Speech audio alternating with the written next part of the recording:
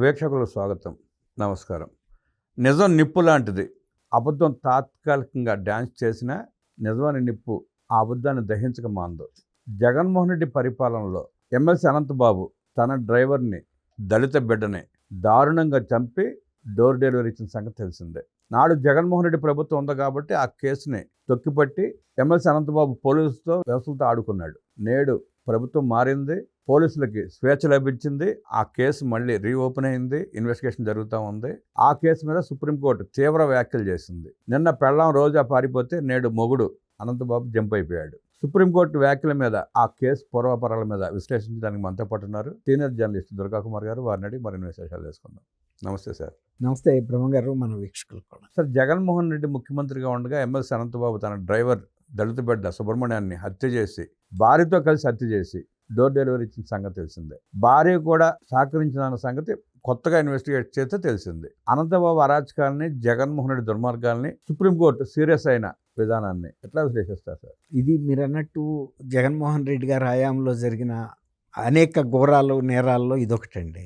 అట్లాగే ఆయన ఓటమికి కారణాలైన అంశాల్లో కూడా ఇది కూడా ఒకటి. కర్ణుడు చావుకి ఎన్నో కారణాలు అన్నట్టు ఇది కూడా ఒకటి. కాకపోతే ఇక్కడ ఏంటంటే, ఇప్పుడు వరకు అనంతబాబు ఒక్కడే ఈ హత్య చేశాడు, లేకపోతే అనంతబాబు అనుచరులు ఉన్నారు, చాలా తీవ్రంగా కొట్టారు, తర్వాత అతను అక్కడికక్కడ చనిపోతే తీసుకొచ్చి డోర్ డెలివరీ చేసుకున్నారు అనుకున్నారు. కానీ దీని వెనకాల ఇందులో సూత్రధారిగాను పాత్రధారిగా కూడా వాళ్ళ భార్య రోజా అంటారు, ఆమెని లక్ష్మీ దుర్గ ఉంది పేరు, పూర్తి పేరు. ఆమె కూడా ఉందని ఇప్పుడు సిట్ దర్యాప్తులో తేలిన తర్వాత, సాక్ష్యాధారాలు కూడా వాళ్ళకి లభించిన తర్వాత ఆమె అజ్ఞాతంలోకి వెళ్ళిపోయింది. ఇది ఇట్లా ఉండగా ఇప్పుడు లేటెస్ట్గా ఆమె అజ్ఞాతంలోకి వెళ్ళిన తర్వాత అనంతబాబు కూడా శాసన మండలి నుంచి బయటికి వెళ్ళిపోయి అక్కడి నుంచి ఆయన అజ్ఞాతంలోకి వెళ్ళాడు అంటున్నారు. అటు పారిపోయాడు. అతని ఫోన్లో కూడా అందుబాటులేడు. ఇది వివేకానంద రెడ్డి గారి కేసు లాగా అనేక సార్లు న్యాయస్థానాల గడప తొక్కింది ఈ కేసు. ఎందుకంటే మీరు అన్నట్టుగా పోలీసులు పూర్తిగా కుమ్మక్కైపోయారు. అసలు ఆ కేసుని అణగదొక్కేశారు, అసలు ఎక్కడ పైకి కనపడినవ్వకుండా. అయితే ఆయన ఎమ్మెల్సీగానే కాకుండా జగన్మోహన్ రెడ్డి గారికి అత్యంత అంతరంగిక కోటరీలో ఒక కీలకమైన వ్యక్తి. ఒక రకంగా చెప్పాలంటే ఈ ఉమ్మడి తూర్పుగోదావరి జిల్లా ఏజెన్సీ ప్రాంతాల్లో ఇక ఆయన తిరుగులేని రాజు.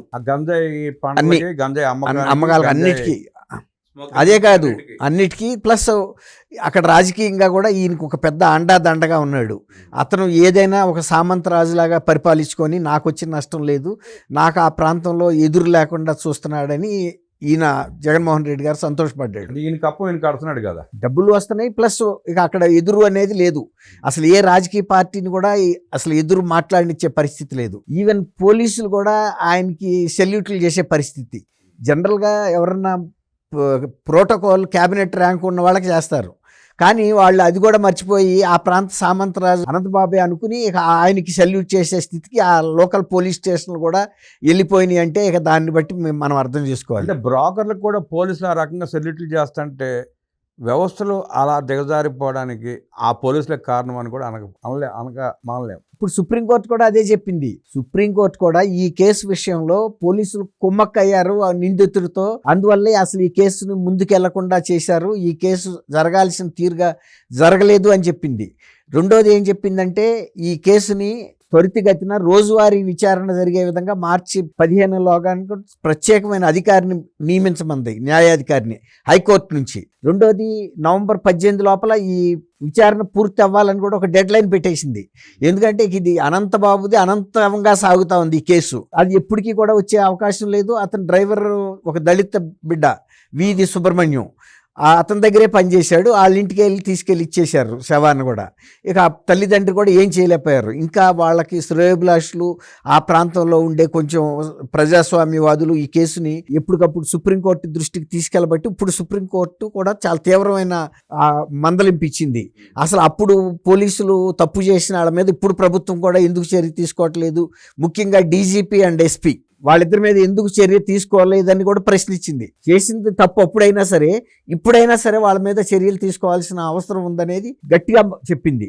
ఇది కొంచెం అసాధారణమైనటువంటి అబ్జర్వేషను. రెండోది, పోలీసులు కుమ్మక్క అవటం వల్లనే ఈ కేసు దర్యాప్తు తగిన విధంగా జరగటం లేదు. ఒకవేళ కనుక మీకు సిట్ వాళ్ళకి గనక మీకు విచారణ చేసే అర్హత కనుక, లేకపోతే ఆ స్థాయి అంత ధైర్యం లేకపోతే మీకు అంత స్కిల్ లేకపోతే చెప్పండి, మేము సిబిఐకి అప్పచెప్తామని కూడా హెచ్చరించింది. ఇవన్నీ కూడా గతంలో సుప్రీంకోర్టు మందలింపులకి దీనికి చాలా తేడా ఉంది. తర్వాత ఈ కేసులో ఇన్ఫ్లుయెన్షియల్ పీపుల్ ఉండటం వల్లనే, రాజకీయ పలుకుబడి వాళ్ళు ఉండటం వల్లనే ఈ కేసుని వెలుగు చూడనివ్వకుండా చేస్తున్నారు. కాబట్టి రోజువారీ విచారణ, తర్వాత ఇంకోటి, ఏ కోర్టు కూడా ఈ కేసు విచారణలకి అడ్డంకులు సృష్టించొద్దని కూడా ఆదేశాలు ఇచ్చింది. ఏదో ఒక మిషతో వెళ్ళటం కోర్టులకి, అక్కడ ఎంతో కొంత రిలీఫ్, ఉపశమనం పొందటం, కేసుకి బ్రేక్ పట్టడం, అంటే ఏదో ఒక పిటిషన్ వేసి టైం ప్రొలాంగ్ చేయటం. ఇప్పుడు జస్టిస్ డిలేడ్ ఈజ్ డినైడ్ అని వాళ్ళకి ఎంతకాలం న్యాయం జరగకుండా ఆపగలిగినా కూడా అంతవరకు మేలు జరిగినట్టే కదండి. కొంతకాలం తర్వాత ప్రభుత్వాలే మారిపోతున్నాయి, పోలీసు అధికారులు మారిపోతున్నారు.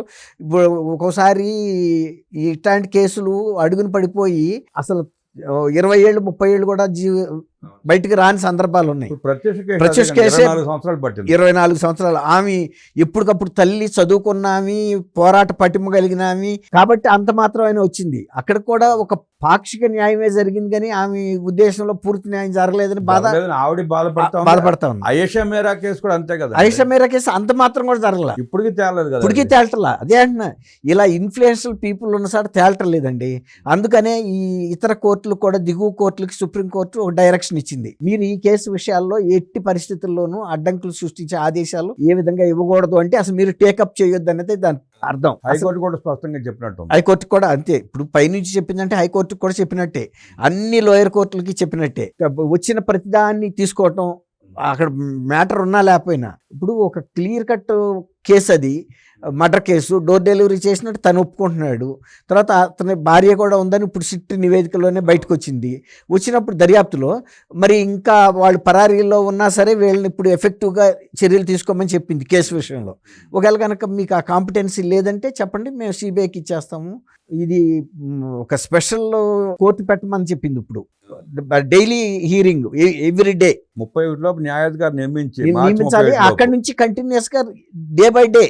అంతేగాని రొటీన్గా అప్పుడు ఒక వాయిదా, 2 నెలలకు ఒక వాయిదా, 3 నెలలకు ఒక వాయిదా ఇయటం కాదేక. దాని మీదే కూర్చోవాలి, ఆ సబ్జెక్ట్ మీద.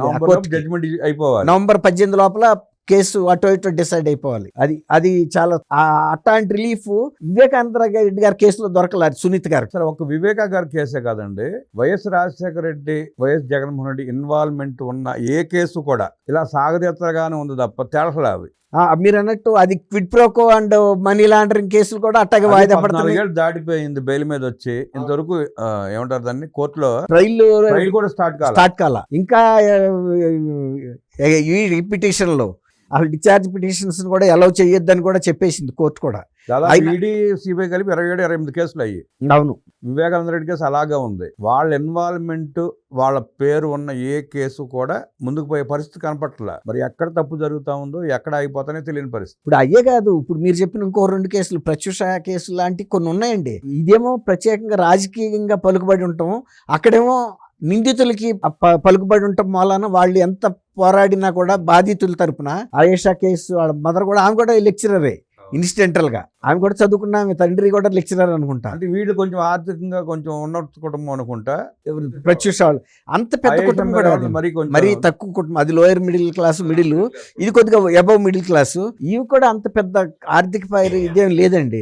పట్టుదలకి, అంటే కూతురికి ఎంత అన్యాయం జరిగింది నేను బతికుండగా అనే ఒక పట్టుదలతో వెళ్తుంది తప్ప ఆమె కూడా పెద్దగా ఆర్థికంగా ఉన్న పరిస్థితి కూడా కాదు. కానీ ఇలాంటి కేసులు సుప్రీంకోర్టు ఒక సీరియస్ గా నిర్ణయం ఒకటి తీసుకోవాలండి. ఇప్పుడు ఇలాంటి వాటిలో మీరు అన్నట్టు లీగల్ ఎయిడ్ వాళ్ళకి ప్రత్యేకంగా ఇప్పుడు మార్చి 15లోగా న్యాయాధికారి నియమించిందని చెప్పారు చూసారా, అట్లాగే వీళ్ళకి న్యాయ సహాయం అందించడానికి కూడా సుప్రీంకోర్టు లాంటి కొన్ని మానవతా దృక్పథంతో హెల్ప్ చేయాలండి. కానీ సుప్రీంకోర్టు గైడ్ లైన్స్ బాగున్నాయి, తీర్పులు బాగున్నాయి, సజెషన్స్ కూడా బాగున్నాయి. కాకపోతే కింద కోర్టులో కోర్టుకో తీర్పు కోర్టు అన్నట్టు సినిమాలో డైలాగ్ ఉంటుంది, రామారావు సినిమాలో. అట్లా అయ్యేటప్పటికి సాగదీత అంత సాగదీత అయిపోతా ఉంది. అవును, ఇప్పుడు అందుకే ఇప్పుడు అనంతబాబు కేసు విషయంలో సుప్రీంకోర్టు కూడా కింద కోర్టులు మళ్ళీ గనక జోక్యం చేసుకుంటే ఏదో కారణంతో ఆలస్యం అవుద్దని, ఇక కింద కోర్టులు మీరు జోక్యం చేసుకోవద్దు, అడ్డంకులు సృష్టించొద్దని కూడా ఒక స్పష్టమైన ఆదేశాలు ఇవ్వటం అనేది కొంచెం మంచి అంశమే, ఇక్కడ అభినందించాల్సిన అంశం అండి.